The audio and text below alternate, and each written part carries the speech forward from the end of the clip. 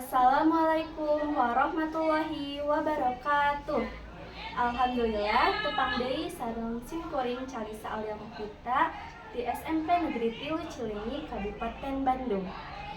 Dina waktos ayeuna simkuring bade mitonkeun review buku sajak Sunda.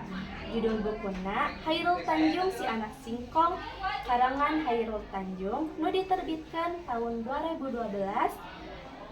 Saeurna 384 halaman.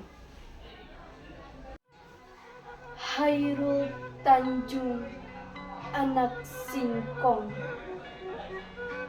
Hairul Tanjung kawitna jalmi bersaja.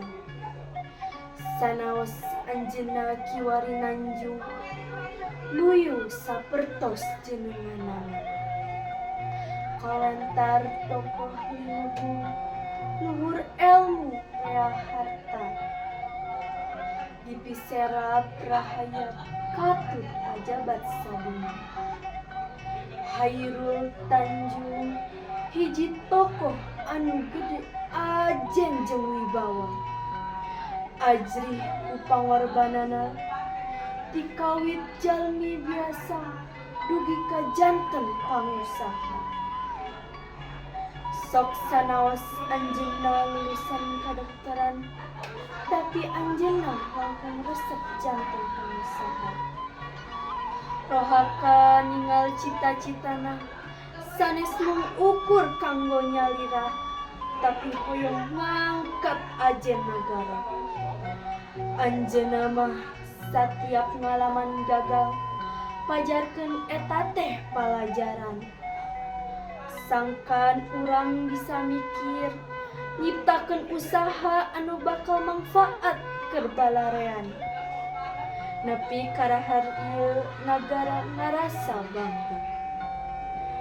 Anak singkong, eta mah ukur kiasan. Pedah Pak Hairul Tanjung kawit jalmi basajan.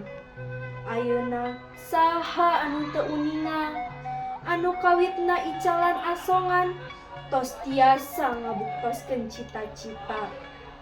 Yen usaha lokal anu dirintis ti aalit, ukur jadi cukang lantaran. Sanajan ngalaman naik turun, tetep sabar jeung tawakal. Tiasa majeng janten usaha multinasional. Sakitu wae nu kapihatur dina raraga review buku metode sajak Sunda. Mugia katampi kalayan tiasa nyeunah hikmah caritana. Insyaallah pendak deui dina review buku salajengna. Wassalamualaikum warahmatullahi wabarakatuh.